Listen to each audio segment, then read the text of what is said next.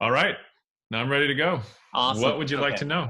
Yeah, totally. Well, why don't you just start by telling us your name and your role within Pivotal? Hi, I'm Tony Hansmann. My role is global CTO, and I focus on SRE, DevOps, whole company operations. Just how do you use this platform and pipeline to make your company work great? Okay, awesome, brilliant. So I got connected to you recently, although we've known each other for a while because I believe it was Carl in Seattle. He had noticed something I'd written up in my notes and said, "Wow, Tony had showed me this framework he has for kindness and how he can evaluate whether or not something is kind and what that really means." And that's awesome because I'm writing a book about the things we do and our values and the things we try to spread to the world. And one of the topics is kindness. And I've been going around collecting stories from different people about the topic and how they talk about it and all that kind of stuff. And so I'd Sure. love to hear kind of where this came from and yeah, for you to Yeah. walk through it with us. I'll give you hopefully what's a 3-minute origin story about me, Pivotal, and kindness.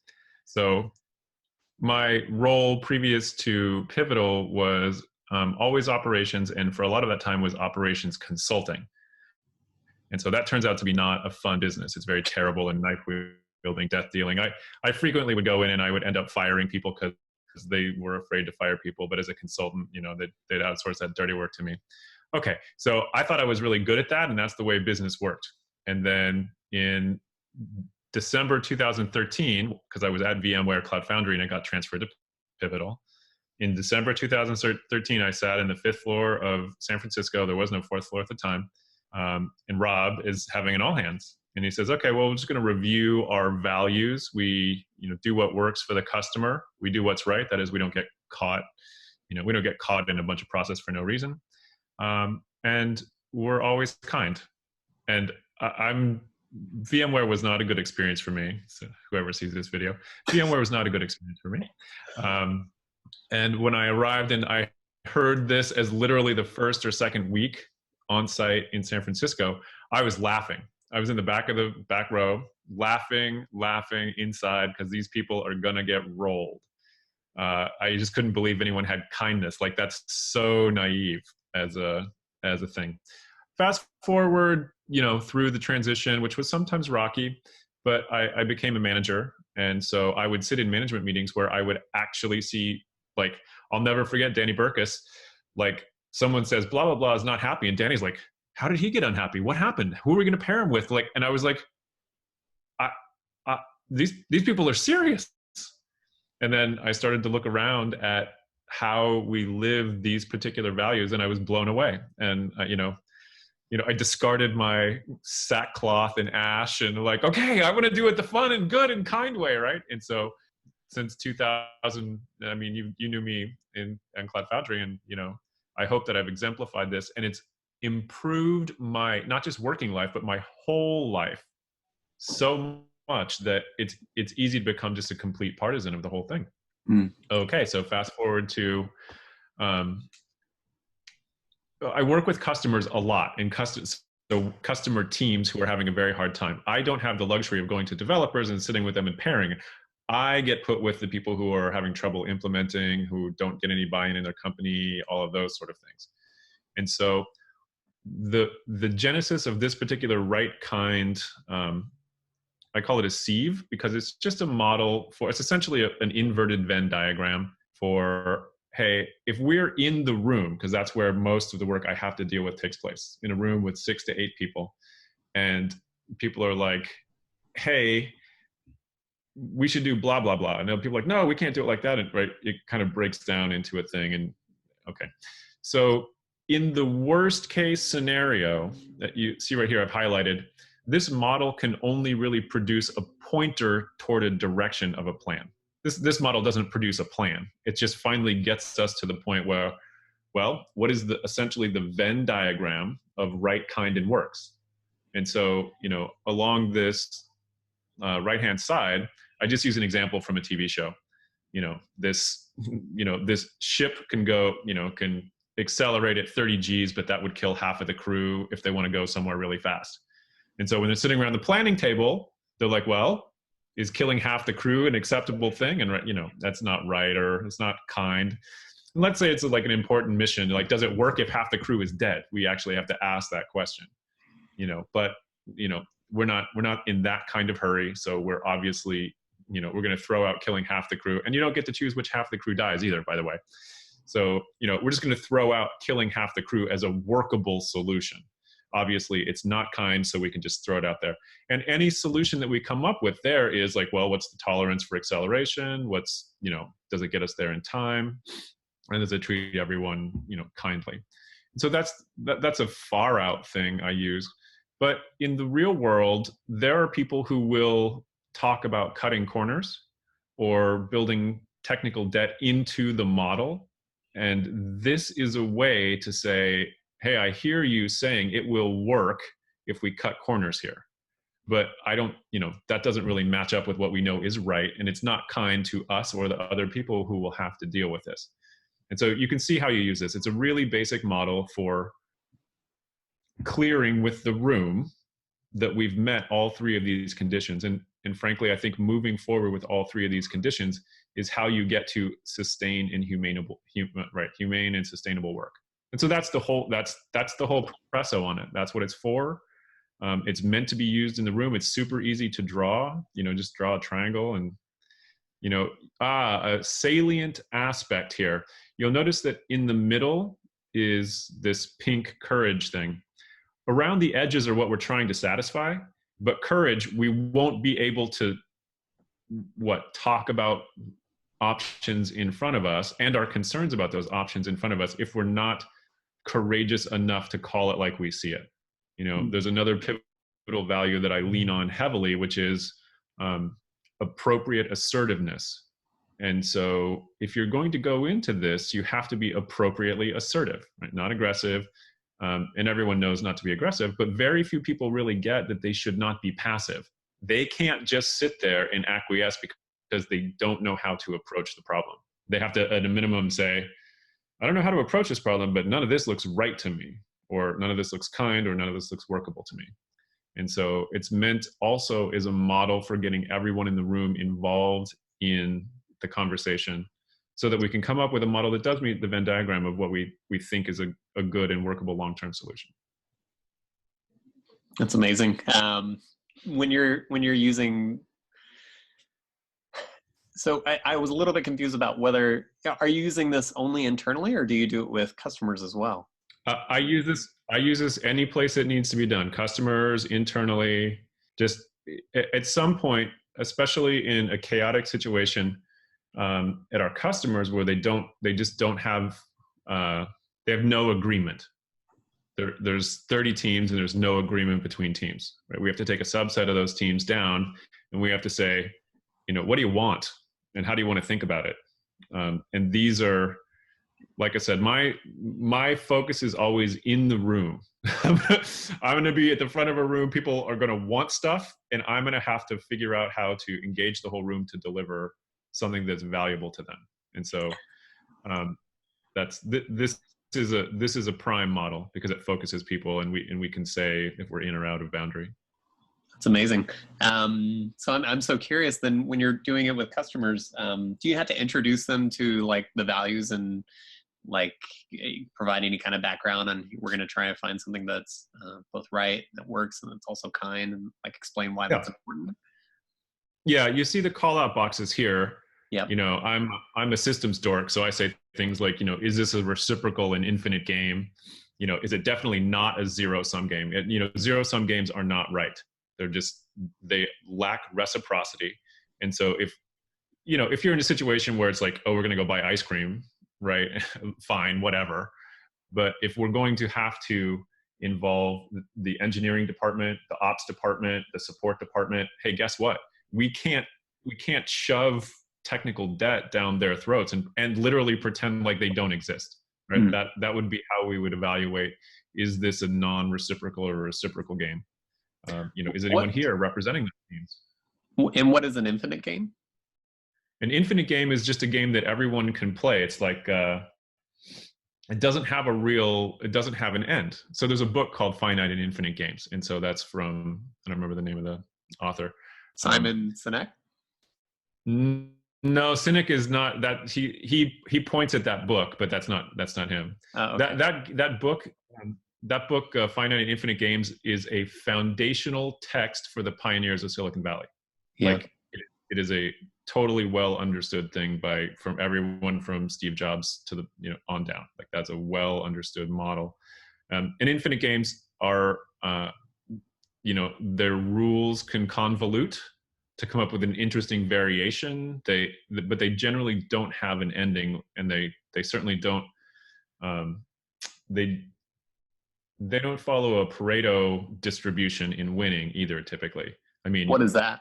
we can. A Pareto distribution is where a small number of people take all of the winnings. Monopoly is a really good example, right? It's a right, and so we don't want to play games like that. Those are especially internally especially with Pivotal's model, where you might end up on a different team. Like it doesn't make sense to take from it makes sense to balance across the whole set of teams. For instance, on Cloud Foundry, 60, 70 teams, rather than like beggar a team like, oh, we'll just shove this off onto the whatever release engineering guys and they'll figure out how to do it, right? Like not cool. Is there never a situation, and this is sort of theoretical at this point, but is there never a situation in which it's right for one team to sacrifice for other teams? Yeah, absolutely. So now we're into the like courage and conscious like looking at it. This is not a suicide pact. It's not meant to say, because let's just go back to this example of the TV show. Like if that's some require, like if you don't get out to Pluto and blow up this alien object, the whole solar system is going to be destroyed, right? Well, like, okay, well, guess what? We are going to take a particular hit. It's not meant to take the that kind of rational trade-offs that people do make, right? Fortunately, we're never in the situation where we got to get to Pluto at 50 Gs and like we just don't have to make that trade-off. But the program organization at Cloud Foundry certainly does have to make trade-offs like that, and they certainly attempt to keep everyone's interest up. And then of course Pivotal has a model of just recognizing like, oh, we have a bulge here, and so how would we're just going to have to go deal with that bulge. And so in Cloud Foundry, a great set of examples are how the teams grew, and then you had to get a release integration team, then you had to get a actual rel int release integration and rel end release engineering. So and then there's a master pipeline organization, right? There are all of these organizations meant to do higher and higher level integrations, and they are really required to exist. And it does make a sustainable model, but at the beginning, no one knew we were going to be that far, that many meta levels high of trying to sort this out. Yeah, at Pivotal, I feel like we use this mostly just in passing. We don't even think about it. At Pivotal, I almost never have to go to this other than to, like, at a lunchtime talk, say, hey, here's a way that if you're sitting in a room and you're uncomfortable with what's going on, here's a thing you can actually do that's not aggressive, properly assertive, and can help align what's happening in that room. Okay. Can you tell us a little bit then about the mechanics of facilitating this? Sure. Let's start with the example that you're at a customer organization and you realize you need to bring this framework to bear as a facilitator. So what is the process you go through? Well, it's similar to how I described it. This is a way to invert a Venn diagram, so you can figure out like how you fit. Now, one of the things that does happen is, so we've got these little pointers to write works in kind, but this kind of model you can just break out any way you want, right? So if we take just the kind point, that has a fractal, and the fact that we're using 3 points in one motivation to come from here is only generally for at the front of a room. You can't be too complex, but of course you could have as many vertices on these as you wanted to try to satisfy a whole set of conditions. And so that's another element of it. But in the basic introduction, people are like, well, I don't understand what you mean by kind. Like, okay, great. Like, is it humane? Is it interesting work that increases connections with others? Can everyone understand how this scheme fits together? Do you have their back? Who will use this? How much cognitive overhead will it take them? Like if you do a high cognitive overhead process that someone's going to have to repeat 20 times a day, not kind, right? It's just not kind. Well, that's our work, right?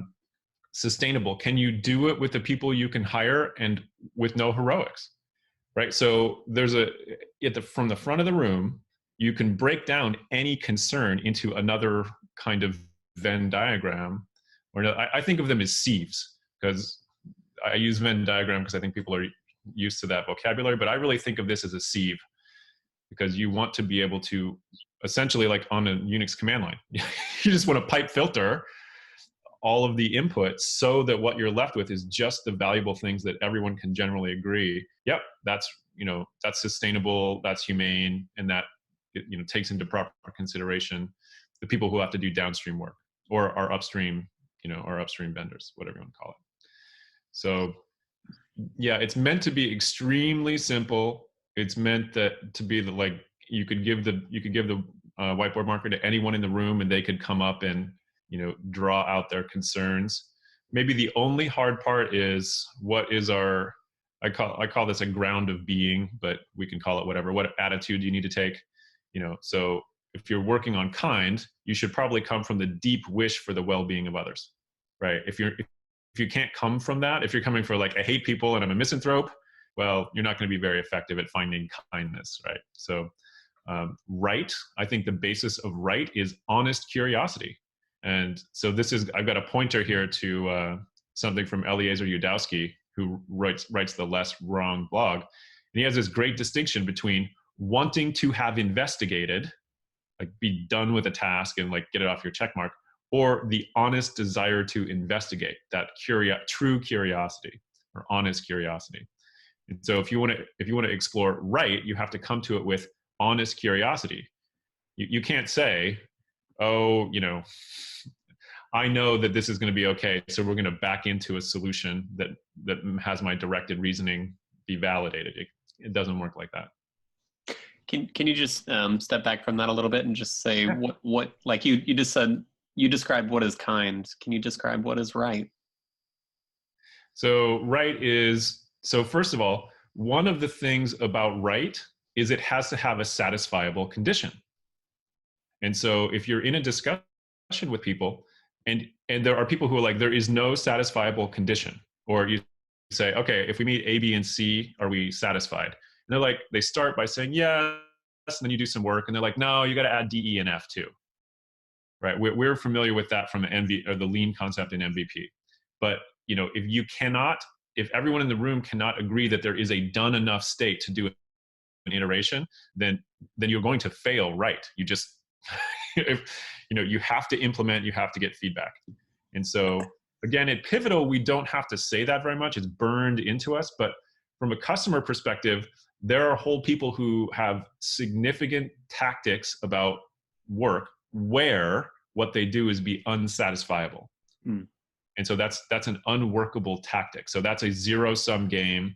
That game shuts down iteration. Like, that's not a workable game. There's this question at how many levels is it right?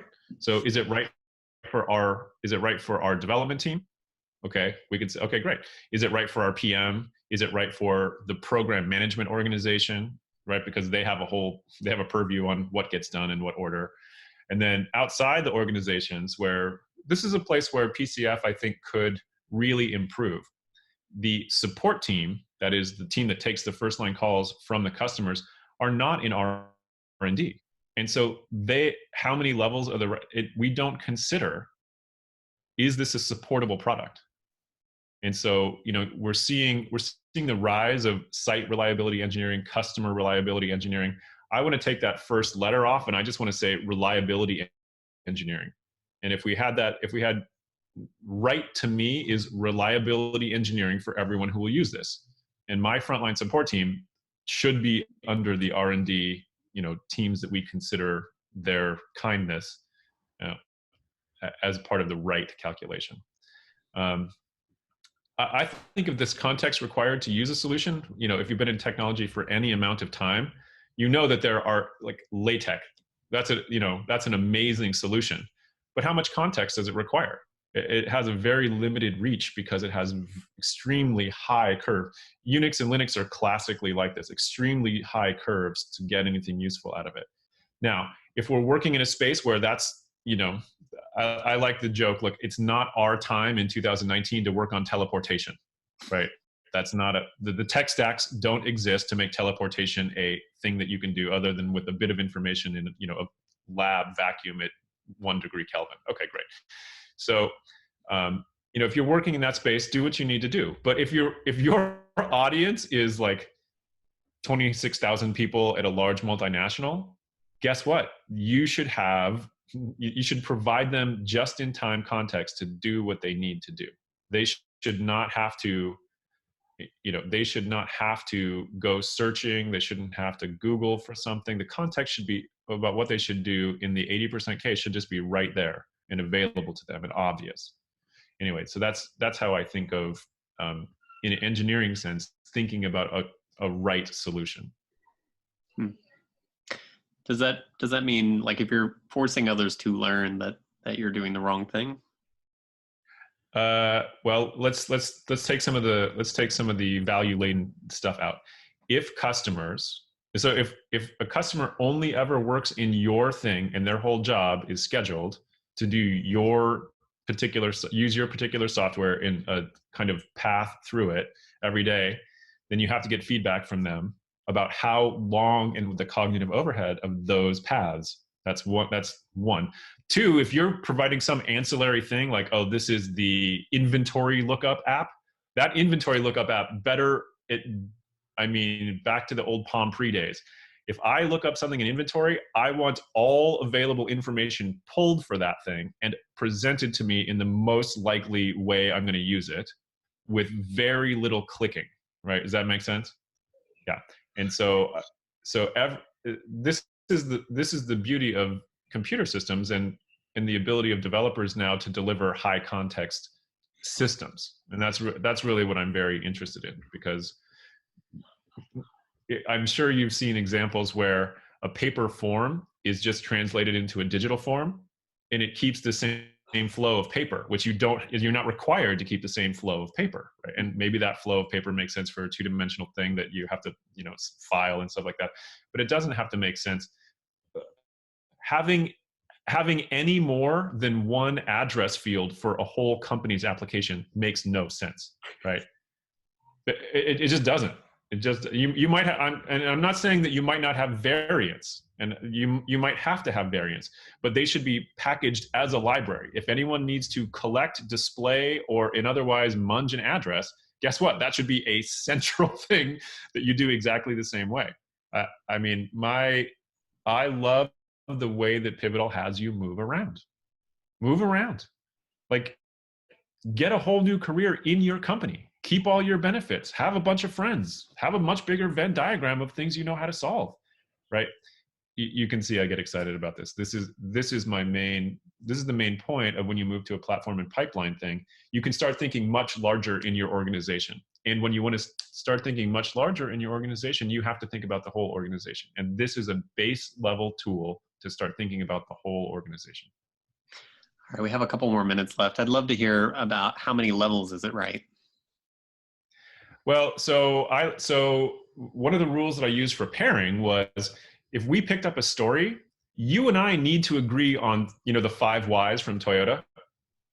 You and I need to agree on at least 3 of those whys, right? We should not be writing a feature where we don't understand at least 3 of those whys. Mm-hmm. And so then your question is, how many levels deep is correct?